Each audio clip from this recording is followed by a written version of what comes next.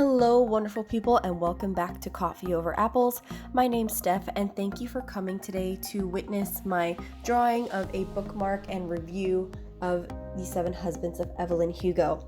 So before I start talking about my thoughts on this book, in case you're not sure what this book is about, it follows a young journalist named Monique, and she works for a magazine who the head of the magazine gets a phone call one day from a very famous celebrity named Evelyn Hugo. Think of her as Marilyn Monroe, should she still be alive today. Evelyn is in her late 70s, I believe, or early 80s, and she calls because she specifically wants Monique to do a cover story on some charity work that Evelyn is putting together.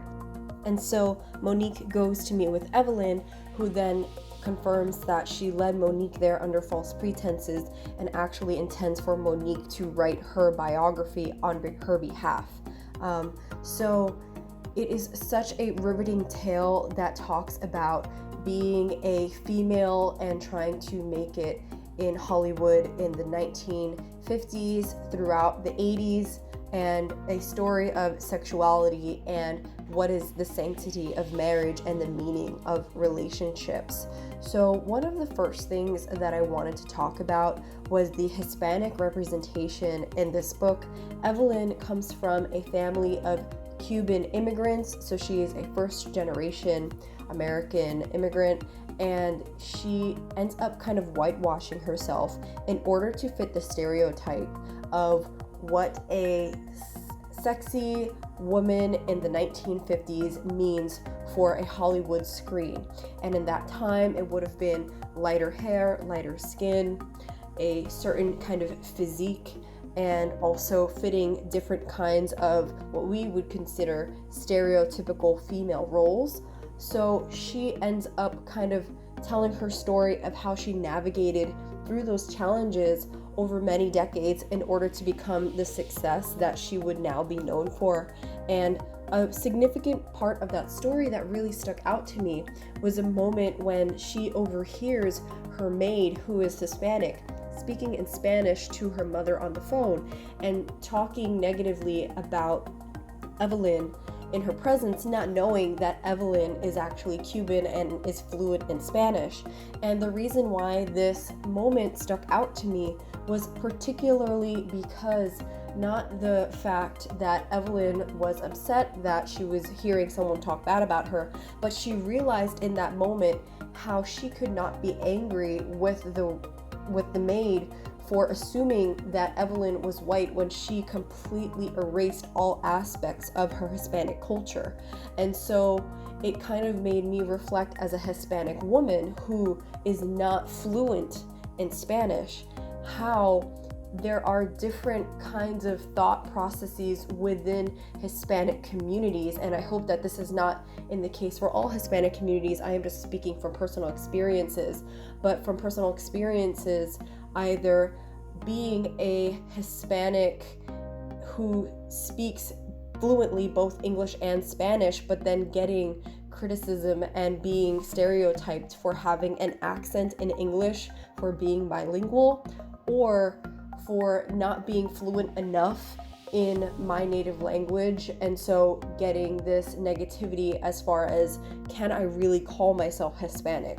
And so Evelyn really goes through this process of kind of separating who she wants to be and who she really is in order to achieve her goals, and how over time that ended up changing and finding who she was. And I think that is really significant in talking about all of the social commentary and social issues that we have going on right now within communities of people of color, where we have to whitewash ourselves in order to fit the stereotype of what does success look like.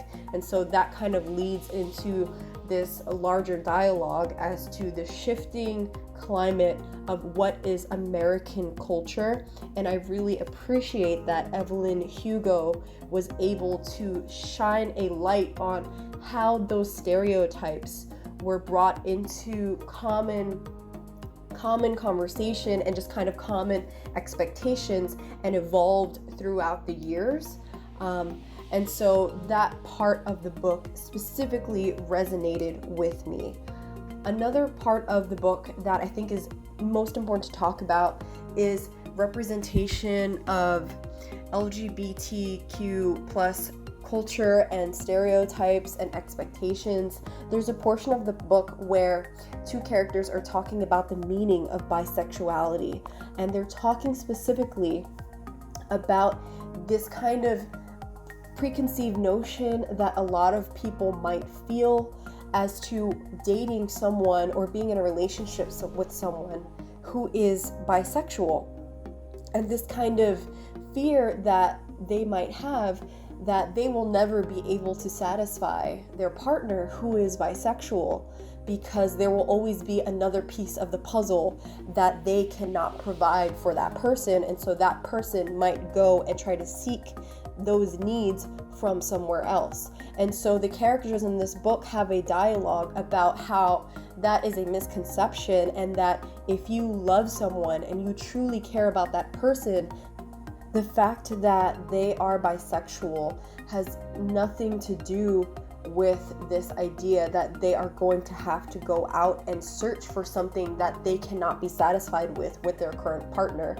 And so I hope that I can start a dialogue here, and I hope that if you have any kind of experience with this or you want to shed some light on this topic, please mention it in the comments below, and I would really like to speak to people who have gone through this experience as far as what are some struggles that we currently see or are continuing in these varying types of relationships that are older, stereotyped misconceptions from other ideas that have been spread throughout our culture and that have been kind of been accepted as universal truths without relating to actual experiences of people in those relationships. So again, please, if you would like to shed any light on this subject, please mention it in the comments below. I would love to have a conversation about that and how that actually, what would be an accurate reflection of what does it mean to be a bisexual person in a relationship with another member of the community who is not bisexual. And another aspect I want to talk about in this book is the sanctity of marriage. So the whole point of the story is reflecting on the 7 husbands of Evelyn Hugo. So all the many men that she married for various reasons, whether it be love or whether it be a mutual kind of contract or understanding, or mutual benefits.